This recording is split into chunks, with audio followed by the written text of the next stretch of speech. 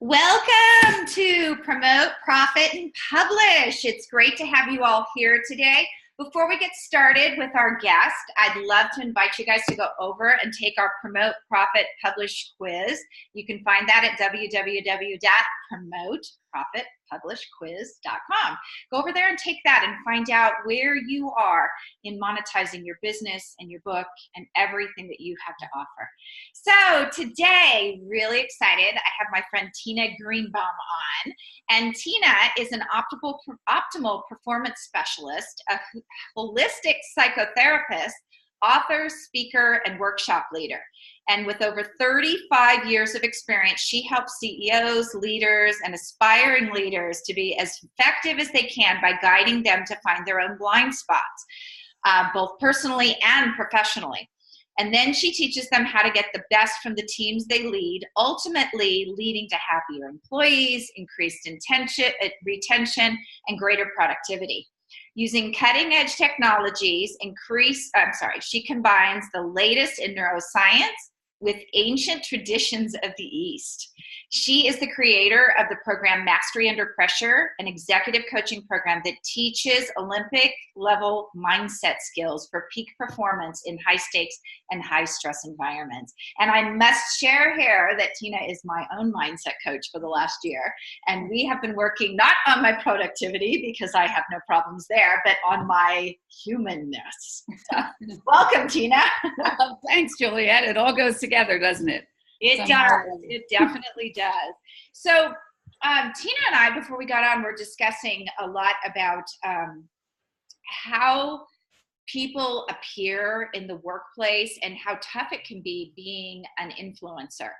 And I had an experience last night at an event where a gentleman was talking to me about his wife works for an influencer, and she's kind of left the business part to the people on her team while she goes out and networks. But what's happening is those people who have come into her programs and her services are now more connected to the people who are teaching than they are to the actual influencer, and how that's impacting the employees and the business. So just really, it's going to be for that woman all about the confidence of breaking free and starting something for her of her own at this point. So Tina, tell us a little bit about like the heart-mind connection and how that is so important for CEOs. Well, just to go to that person that you were just talking about, the way that I'm hearing a description of her is there's a separation. She's got herself kind of out there, the public part of her, but the personal, emotional part of her is not connecting to her students. So we buy emotionally, and then we make, we figure it out logically, is this a good investment? But all parts of us have to kind of be working together. So if I'm not feeling your heart, I'm not feeling you. And people are drawn to people who are authentic. And that means that they're real, they're honest, they're vulnerable, they're humble. You know, they can laugh at themselves, they make mistakes, all kinds of things. So we don't have to be perfect. We kind of come from this place of this perfectionism. But that doesn't really work in terms of people getting to know us and wanting to be part of our world. Yes, I definitely would agree with that. And you and I have talked in the past about people who have been grown up in perfectionist households and how that really does not serve them in a lot of ways.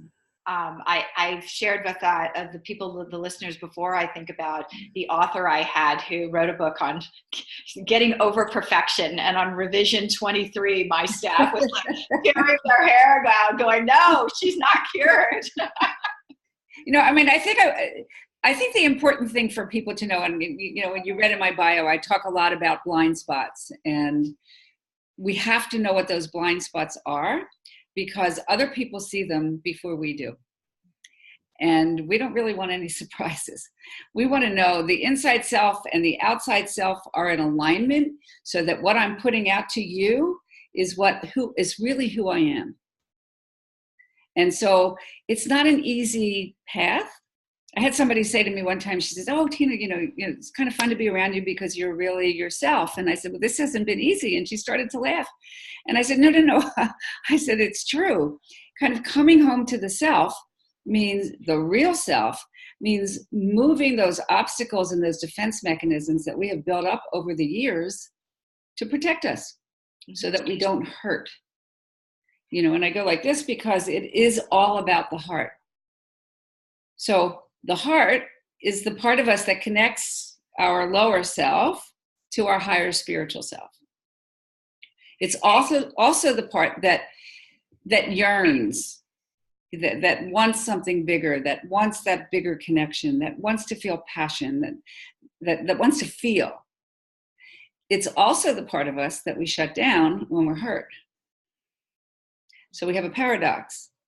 Right, here I am, I just talked to a good friend of mine who talked about, I know there's a block. I feel kind of numb. And that numbness is a very, very common experience that we just, our hearts are not open enough. So I like to say, I like to be strong enough to be vulnerable. So that my ego self, my grounding of who I am, how I feel confident in myself is strong enough for me to say, "Oh God, I really screwed up. I really made these terrible mistakes. My decisions were not great. I didn't see everything." And then people can relate to you because whether they admit it or not, they've had the same experience. And that makes us feel connected to one another. And then it's like, wow, if you know me, then you must be the person I want to work with. Because you know my insides, you know how I'm thinking and how I'm feeling. Yeah. Make sense? Yeah, very, very nice. So when we talk about CEOs in terms of that awareness, can you compare and contrast some of the differences between CEOs that are working with their heart and those that are not, that manifest themselves in the marketplace? Yes. I think somebody said to me, and I think that this is a true statement, people who are highly successful, and I'm not talking about just money, I'm talking about money and highly successful in their lives, in their relationships, in their personal relationships, that, we look at those people and say, wow, how did they do it? They are both intellectually intelligent and emotionally intelligent. So emotional intelligence is that ability to read a situation, to read other people, to kind of get a sense, to be highly intuitive, that you have a pretty good sense of what's going on. Our intuition cannot work if it's blocked. If it's blocked by a lot of fears and things that people are talking about us, or they're going to think this of us, or that we're not good enough. And so people who are, again, these really, really highly successful CEOs have worked through a lot of their own stuff, so to speak. And people who are aspiring, again, and we see this a lot in managers, people who are very, very good at their area of expertise, what they do, whether it's technical or whatever, tactical, they can see the strategies, they can do this stuff. But if they don't have that mental connection and that heart connection, they're only going to be moderately successful. They're going to be looking at, oh my God, this person has it and that person has it, and what am I not doing? And because we have blind spots, we frequently can't see it. Which is why we all need mentors. So I was at an event not too long ago this summer, and it was a C-suite event. And as people asked me what I did and what my interests were, invariably, and this is a group of people where to become part of this group, your company, you either had to be a VP of this company, or you had to be the CEO of the company that whose earnings are 5 million and more. So these people, we could say, have made it. Invariably, every single person that I spoke to said that they meditated. It was really, really an interesting thing. So what does that mean? Well, anybody can meditate, but what is meditate? What is that practice that these people have? Tony, we see, if you ever watch the Tony Robbins video and what his morning practice is, and, he jumps on a trampoline and then he does a lot of meditation, and it brings us close to ourselves. it brings, I like to think of it, my meditation as a time that it starts to expand my mind. So I'm out of the small mind and I'm making an opportunity for the bigger mind to come forth. So I can ask the bigger questions and allow and wait for the answers to come. So it's not a mental thing. This is more, again, a heart thing. It's an energetic thing. So we expand, we meditate. This part of the brain, which is the executive part of our brains, the prefrontal cortex, is the one that can see things that maybe other people can't see. Great leaders can see things way ahead of other people. They can see the trends. They know where things are going. They can think strategically, and it comes to them. It sort of is there. It's not like, oh, I have to think about this. It's like, oh, wow, I can see that's a landmine over there, or I can see this is an opportunity over here. So when we meditate, we quiet down this left side of the brain, which is the chatter side, opens up the right side of the brain, which is our creativity and our intuition.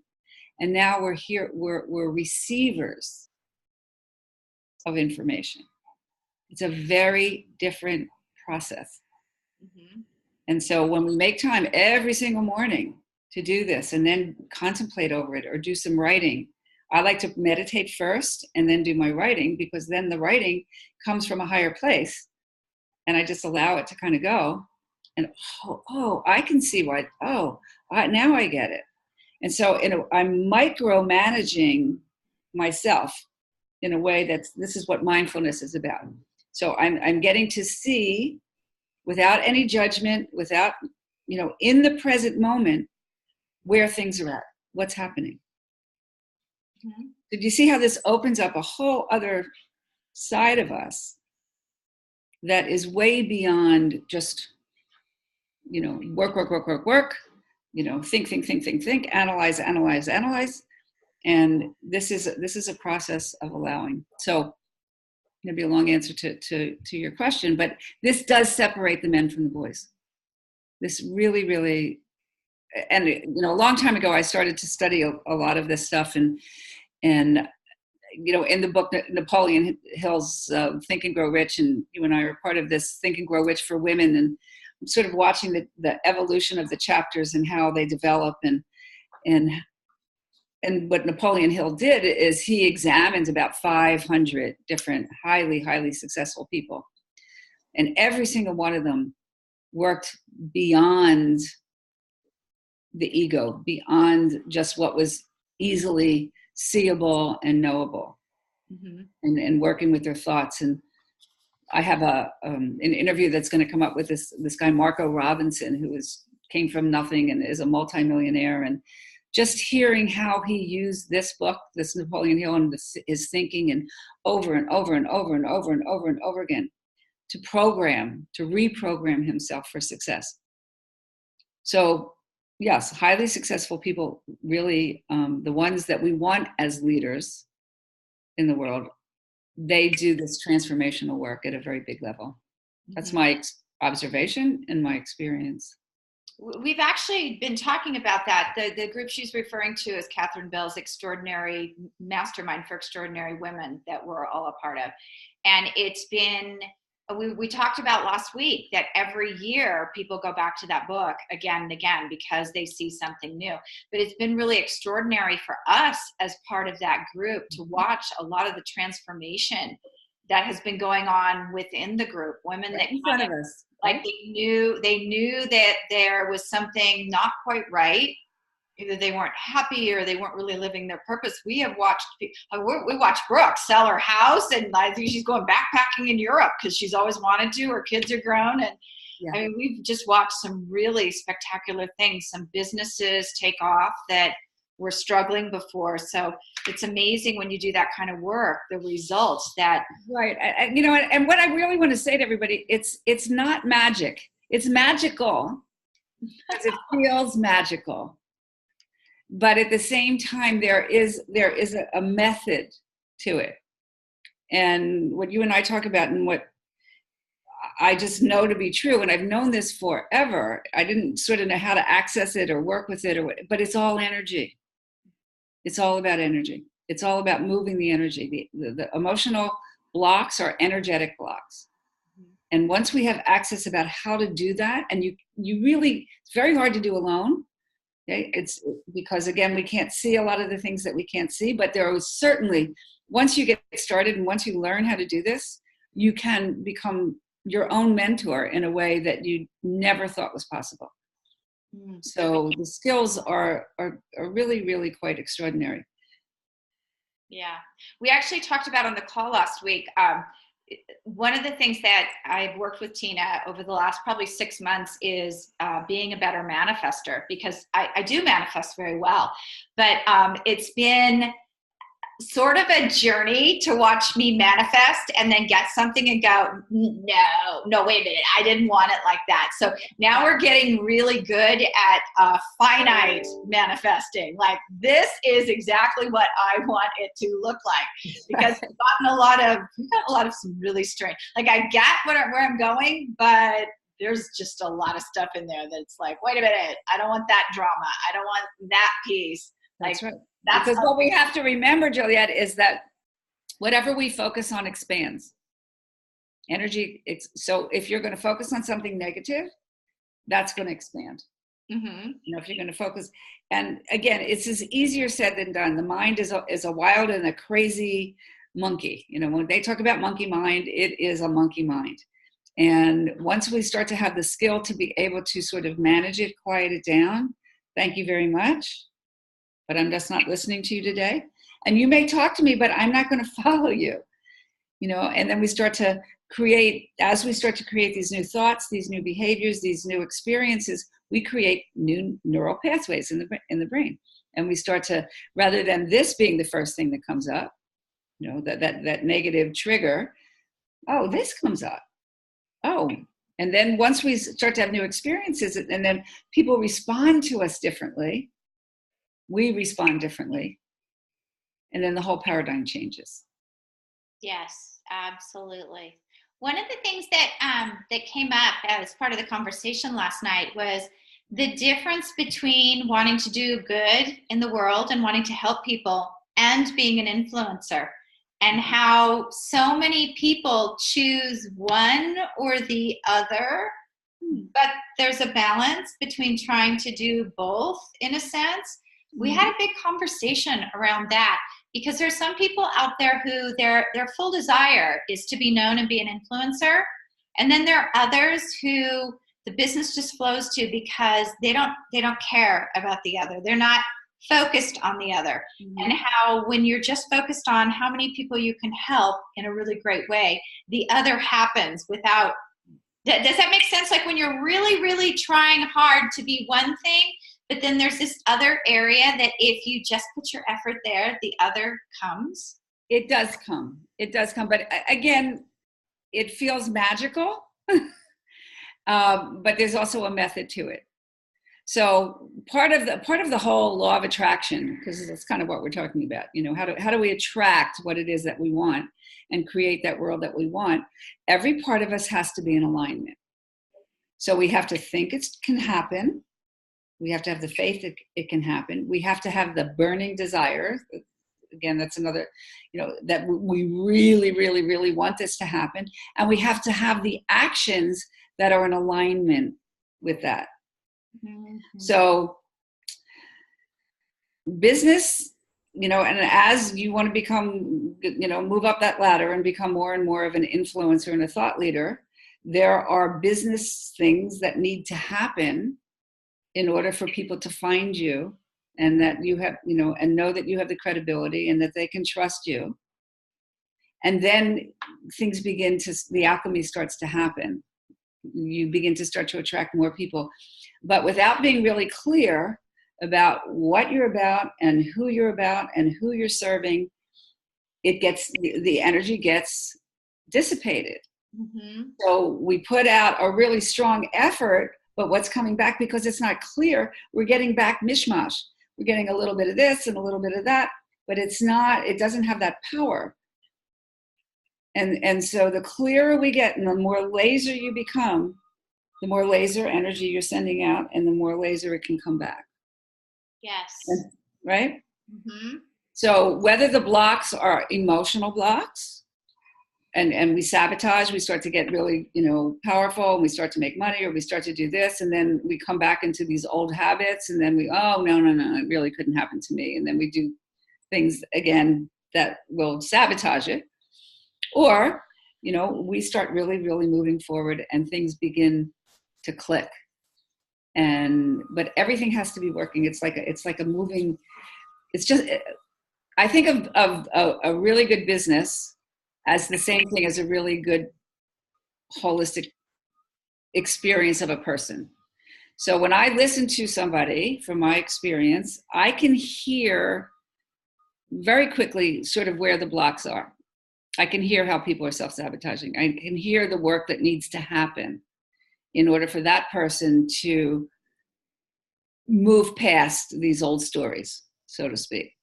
Well, if you're analyzing, Juliet, a business and you're listening, you can hear from your experience very astutely, oh no, this is never going to work.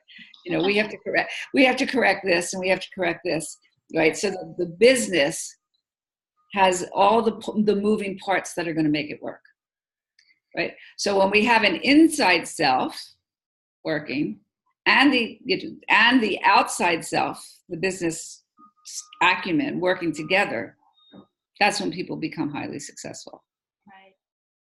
Very nice. And so it's really important to know where those holes are. A lot of times we blame other people. We blame, this person, and you and I have talked about this. I've had people that, that I've hired and that have worked for me that have not come through. But I have to accept first, what's my part? Mm-hmm. How did I make that decision? Where did I go wrong? Once I can clear myself and make sure that I'm on board, then I can look at, well, maybe this person just didn't come through for whatever reasons. But we need to be able to identify where the problem is. Because if we can identify it really, really acutely, then we can solve it. Makes a lot of sense. Right? So where can we find you, Tina? Well, you can find me. My email is tina@tinagreenbaum.com. So it's TINA@TINAGREEN, like the color, B as in boy, AUM as in Mary, tinagreenbaum.com. And my website is my name, tinagreenbaum.com. And that's where you can find me. I also have a book. It's called Mastery Under Pressure, How to Achieve an Unstoppable Mindset. And that you can find on Amazon. Very good. Very good. Well, thank you so much for being with us today. I really appreciate you coming on and talking about all this really deep stuff. I love deep stuff. I know you do, unfortunately. No. Deep transformational work. Yeah. Yeah, very good. Thank you. Thanks, Juliet, for the invitation. Bye-bye.